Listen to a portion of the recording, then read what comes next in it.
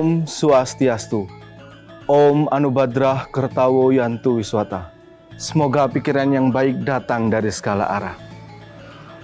Para pemirsa TVRI Jawa Timur dimanapun Anda berada, senang sekali bertemu kembali dengan saya, Riko Widianto, dalam acara Sentuhan Iman Agama Hindu bersama Badan Penyiaran Agama Hindu Provinsi Jawa Timur di Pura Jagat Girinata Beton.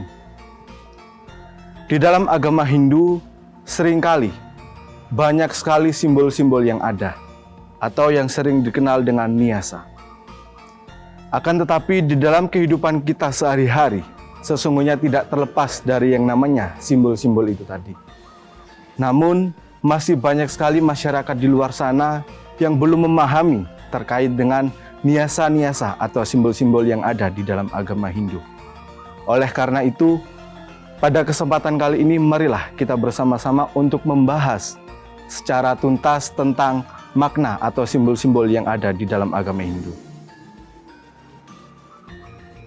Jero Mangku, ini kita lihat ada bapak-bapak, juga ada adik-adik, juga ada jero pemangku ya. Sebentar lagi kita kan akan persiapan Pujo Wali. Ya tentu tugas-tugas atau tupoksi dari panitia ini harus kita susun supaya yadnya ini kita nanti berjalan dengan lancar. Gimana persiapan dari Jero Mangku, Jero Mangku? Becik atau baik yang seperti itu sebelum kita melaksanakan upacara yadnya. Om Swastiastu. Om Swastiastu, Om ada Swastiastu. tamu rupanya. Oh, Silakan Mas Riko. silakan Mas. Tumben, ada apa nih Mas Riko? Ini kita lagi rapat persiapan odalan, nih, persiapan bebanten dan lain sebagainya. Gimana Riko? Kok tumben? Pak, ini kebetulan saya juga dapat pertanyaan dari teman-teman juga. Gitu. Jadi saya ini juga bingung Pak, bagaimana untuk menjelaskan ke mereka. Karena memang konsep yang ada di kepercayaan mereka itu juga berbeda dengan kita. Karena memang di dalam kehidupan sehari-hari ini kita selalu terikat dengan yang ada, yang terikat dengan namanya niyasa atau simbol-simbol itu tadi Pak. Nah, salah satunya itu pada saat kita dalam melaksanakan yadnya dalam kegiatan sehari-hari. Nah, di situ kan kita sudah ada canang sari, ada dupe, ada bija, ada tirta. Nah, itu saya kemarin itu ditanyain, kamu sembahyang itu kenapa pakai dikasih beras di dahimu? Nah, jadi saya itu juga itu adalah benih kehidupan gitu. Nah, jadi saya ini kayak apa sih benih kehidupan? Nah, jadi saya mohon penjelasan dari Pak Gede dan juga Pak Tut, mungkin bisa menjelaskan terkait dengan adanya niyasa-niyasa yang ada di dalam agama ini. Oke, Bapak Ibu, pemirsa TVRI Jawa Timur dan semeton yang ada di Mandala Madya Pura Jagat Girinata ya. Jadi kalau kita bicara niyasa atau simbol, dalam setiap aktivitas kita itu jangankan beragama ya, dalam kehidupan sosial kita selalu menggunakan simbol, ya kan sebenarnya. Sebenarnya kata atau ungkapan itu adalah simbol. Kita menyampaikan rasa kita kan, aku cinta padamu. Rasa cinta kita ini kita sampaikan dengan simbol apa bentuknya kan kata-kata ucapan. Ya. Nah, simbol itu sekali lagi tidak hanya dalam bentuk wujud fisik, tetapi juga dalam bentuk aktivitas atau tindakan kita. Nah, terkait dengan penggunaan simbol atau niyasa di dalam agama Hindu, khususnya dalam upacara yadnya, kalau kita melihat Bhagavad Gita, Adhyaya 12, Sloka 5 itu mengatakan bahwa Klesa adiktarastesam avyakta asakta cetasam avyakta higatir dukam deha wade awapyati. Apa dikatakan di sana? Kita menyampaikan sesuatu yang bersifat rohani itu susah. Karena tubuh kita ini jasmani, sehingga sifat-sifat rasa-rasa yang bersifat rohani itu diwujudkan dalam simbol Jero Mangku. Misalnya, contohnya ya, kita mengucapkan rasa duka cita karena ada keluarga yang meninggal, apa yang kita berikan? Adalah karangan bunga kan. Wujud rasa duka kita. Bapak Ibu juga mungkin adik-adik juga yang sedang jatuh cinta, ketika menyintai seseorang gadis kan, aku persembahkan bunga ini sebagai wujud cintaku padamu kan begitu. oh ternyata gadisnya tidak suka bunga, aku berikan dia coklat, wujud cintaku. Itu adalah wujud-wujud bentuk fisik sebagai ungkapan rasa atau sesuatu yang bersifat rohani. Oke. Gimana Juru Bangku? Becik ini kan. Nah, di dalam kehidupan beragama kita tidak terlepas dari simbol yang diutarakan oleh Mas Riko tadi. Yang paling sederhana simbol yang kita gunakan, yang adik-adik bawa ke dalam kepura misalnya ya, kan apa itu? Daun, bunga, buah, dupa, dan air ya kan? Itu wujud yang paling sederhana. Kalau di dalam Bhagavad Gita, Adya 9 Sloka 26 kan mengatakan Patram puspam palam toyam yome bhaktyo prayo cati tad aham bhaktyo pakritam asnawi prayatat manah. Jadi siapapun yang mempersembahkan sehelai daun, setangkai bunga, sebiji buah, dan segelas air yang dipersembahkan dengan penuh rasa bakti akan diterima oleh Tuhan sebagai wujud rasa bakti kita kepada Ida Sang Yang Widi Wasa. Itu persembahan yang paling sederhana ya. Jadi Riko kembali, kenapa kita menggunakan simbol? Kita ingin mewujudkan rasa bakti atau sesuatu yang bersifat rohani ke dalam wujud atau implementasi sebuah tindakan atau sebuah wujud fisik sebagai ungkapan rasa bakti kita, sebagai ungkapan perasaan kita. Tidak hanya sekedar rasa bakti, sebenarnya rasa marah pun Bapak Ibu kalau marah bagaimana kan? Awas kan begitu ya. Awas kan ini bentuk sebenarnya simbol kemarahan kita gitu loh. Atau mungkin mimik mata melotot dan lain itu adalah bentuk. Jadi untuk berkomunikasi kita dengan pihak lain, kita menggunakan bahasa. Nah, bahasa yang seperti pada umumnya kita menggunakan bahasa verbal, dan yang kedua adalah bahasa non-verbal. Nah, bahasa non-verbal ini tadi seperti yang telah diuraikan Pak Gede, itu salah satunya adalah nyasa tadi. Jadi dalam bentuk simbol-simbol. Nah, di dalam Hindu kita mengenal bahasa, ada bahasa mantra, ada bahasa simbol, bahasa nyasa, ada juga bahasa-bahasa lain yang ada yang sebagai ungkapan dalam bentuk upakara. Ya, itu. Jadi oleh karena itu ajaran Hindu itu sebenarnya sangat universal. Bisa menggunakan bahasa apa saja. Kalau pakai bahasa hati, bahasa mantra, bahasa Indonesia pun kita sembahyang juga boleh. Dan bisa juga dengan bahasa nyasa tadi. Ya, seperti itu tambahan saya. Jadi kita jangan khawatir beragama Hindu bahwa ajaran agama kita sangat universal dan sesuai apa yang kita ketahui bahwa Tuhan itu maha mengetahui. Jadi apapun yang kita ungkapkan baik melalui bahasa verbal maupun non-verbal, yang penting asalkan itu dari hati.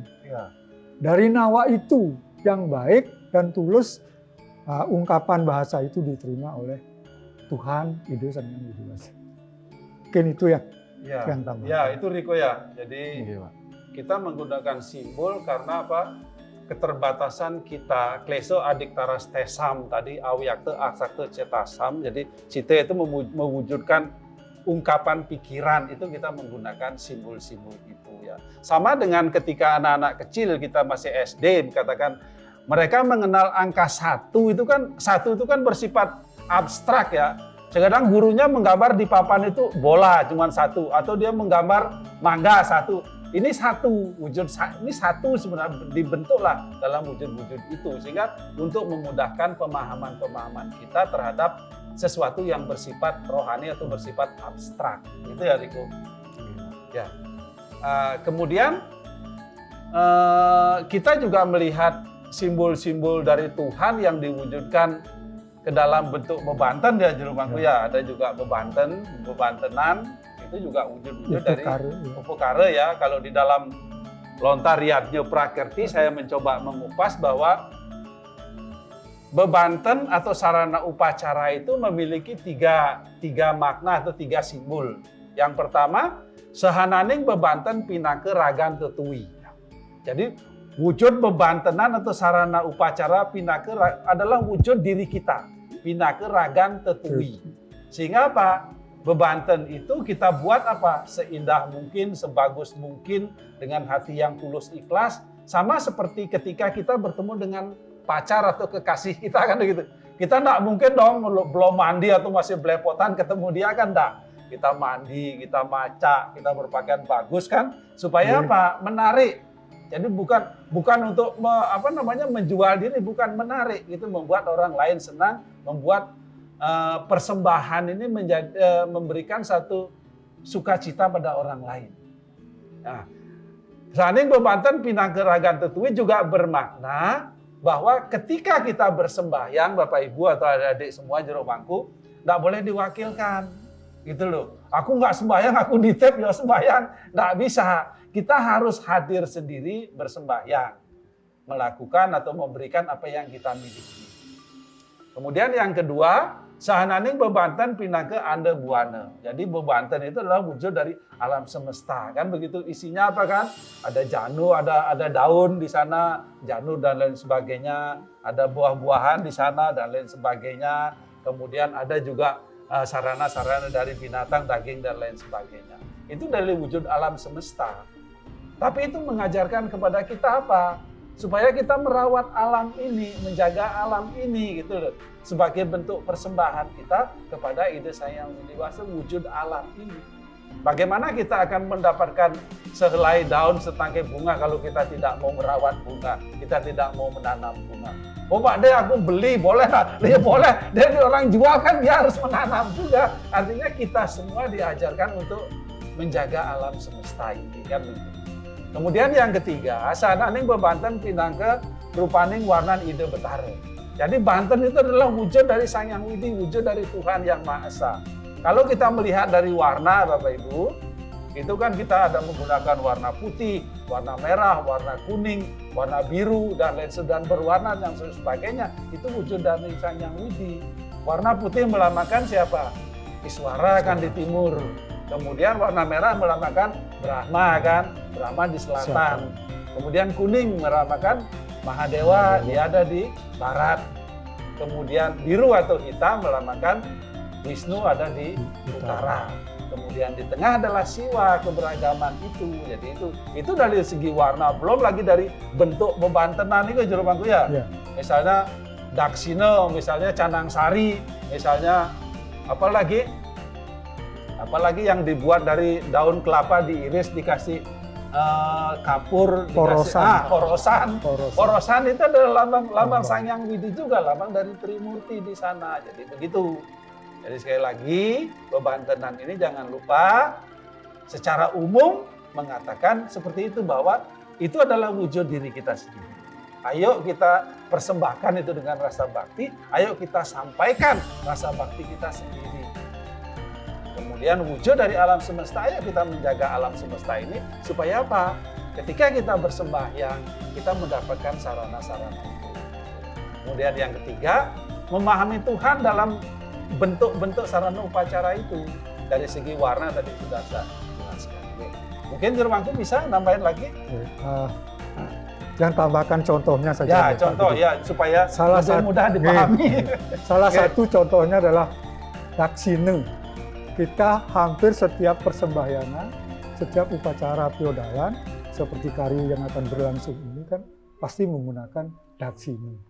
Nah, Daksina itu satu fungsinya adalah sebagai singgasana ide Sang Hyang Widi Wasa. Ya, jadi kalau ada padmasana tidak berisi Daksina, itu berarti belum ada linggih lungguh tempat duduk ide Sang Hyang Widi. Jadi harus diisi Daksina. Apakah Daksinanya itu ada di dalam bangunan yang disebut Daksina linggih yang ditanam, ada juga diperbarui dengan Daksina. Nah, itu sebagai simbol tempat duduk atau linggih. Kenapa itu digunakan? Kan kita ketahui kan ide Sang Hyang Widi kan tidak terbatas ya. Nah, artinya dengan ungkapan-ungkapan dalam bentuk simbol, itu yang digunakan oleh umat Hindu untuk membuat batasan ya, sehingga sembahyangnya itu lebih mantap, madeg mantep gitu. Iya, iya. Terus yang kedua, jangan lupa bahwa daksina itu juga ungkapan resiannya. Resiannya. Daksina. Daksina itu adalah kalau bahasa modernnya honorarium, ya. Honor, penghargaan. Jadi jangan diartikan honor itu uang. Daksina itu adalah penghargaan yang nantinya akan diberikan kepada sulinggih. Ya, itu daksina itu kan. Jadi semua dalam bentuk simbol. Jadi kalau ada orang yang maturan daksina, nanti dilungsur, diserahkan kepada pemangkunya, itu sekaligus dia selain melaksanakan upacara dewayannya, karena itu adalah merupakan linggih Tuhan Indri Sang Hyang Widi, juga sekaligus melaksanakan resi.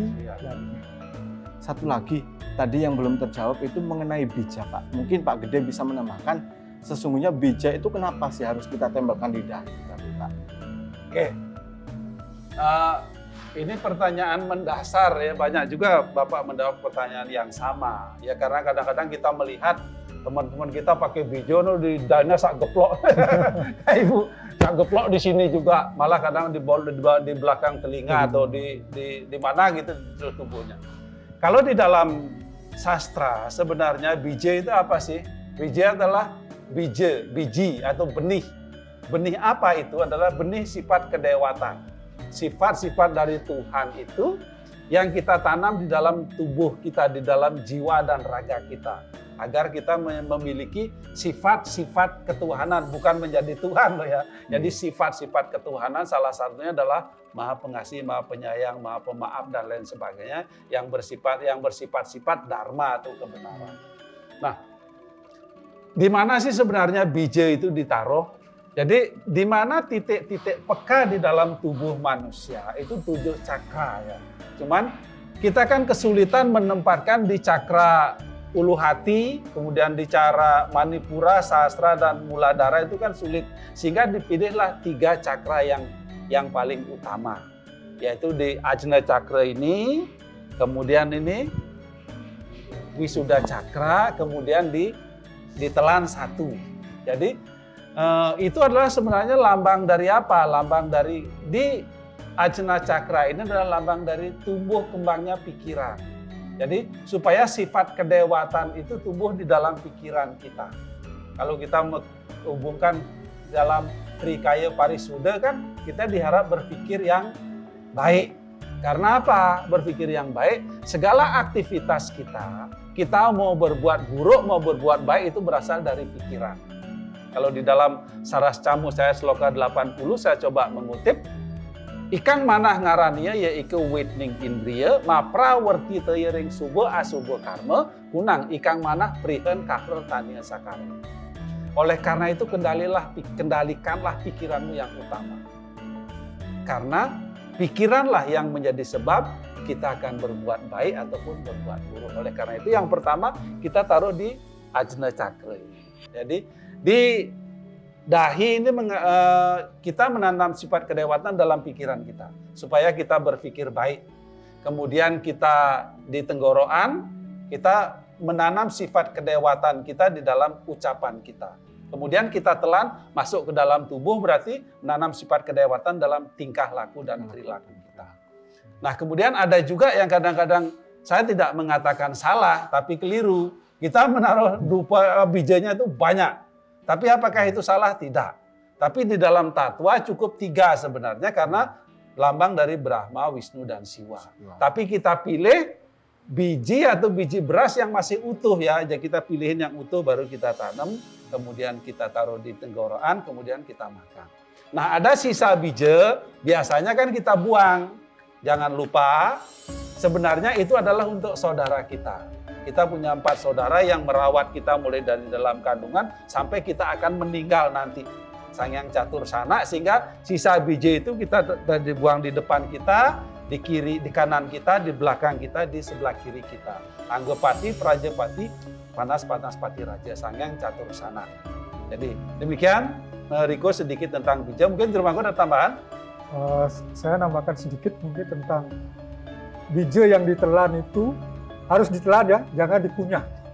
Karena jangan sampai benih itu hancur. Karena ini kan benih-benih dari sifat-sifat kedewaan atau daivi sampat. Itu mungkin tambahan dari saya, Mas Fikri. Ya baik, terima kasih Pak. Mungkin di sini saya sendiri juga masih seringkali banyak bija yang pecah. Ini juga saya gunakan. Jadi dari penjelasan Bapak ini mungkin dapat menjadikan kebiasaan saya nanti untuk lebih baik lagi dengan memilih bija-bija yang bagus ini. Ya sebenarnya tidak saja kita ya. Jadi mungkin yang menyiapkan bija juga harus milih juga. Milih juga apa namanya berasnya yang utuh, jangan beras yang hancur-hancur dipakai. Dipilah dan dipilih. Ya. Jadi Jadi mungkin ada pertanyaan Pak De, kalau naruhnya banyak boleh enggak? Boleh, enggak salah kok. Siapa tahu nanam 3 nggak ada yang tumbuh, kalau lebih banyak kan banyak yang tumbuh. Nggak apa-apa gitu. Ya Gus, silakan. Baik, terima kasih Pak Gede dan juga Juru Mangku. Mungkin dari Bapak, Ibu atau rekan-rekan mahasiswa yang ingin ditanyakan? Mungkin kan dalam agama Hindu seringkali kami menggunakan prasana dupa dan bunga dalam persembahyangan. Mungkin bisa dijelaskan nih, untuk prasarana bunga itu apa sih fungsinya? Bapak Ibu, tidak salah pertanyaan umum yang seperti itu, tapi saya juga dulu waktu kecil masih belum paham ya. Setelah besar mencoba mengurai, ternyata bunga itu adalah lambang dari rasa cinta kasih, rasa bakti kita kepada Ida Sang Hyang Widi Wasa. Nah, bunga-bunga itu kan kita wujudkan dia, kita persembahkan dia, bukan hanya semata-mata untuk wujud dari bakti kita kepada Tuhan sebenarnya, tetapi wujud dari bakti kita kepada sarana-sarana itu juga. Kalau di dalam kitab Manu Semerti Adhyaya 5 Sloka 40 itu ada mengatakan Osadiah pacawo reksantir yang cah vaksinastata. Yadnyata ni dalam seraya yante wantu seriti punah. Jadi semua sarana-sarana persembahyangan, contohnya tadi bunga salah satunya, itu akan mendapatkan proses penyucian dia ketika digunakan untuk upacara yatnya. Kemudian karena mendapatkan penyucian, kelak dia akan menjelma menjadi bunga atau tumbuhan yang lebih baik atau binatang yang lebih mulia dalam kehidupannya yang akan datang.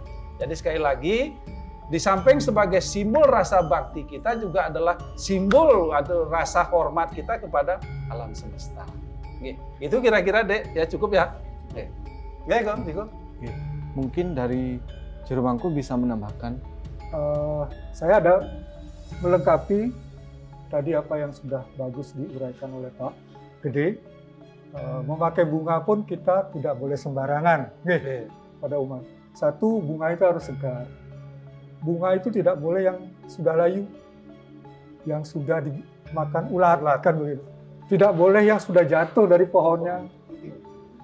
Tidak boleh juga bunga yang tumbuh di setre atau di kuburan.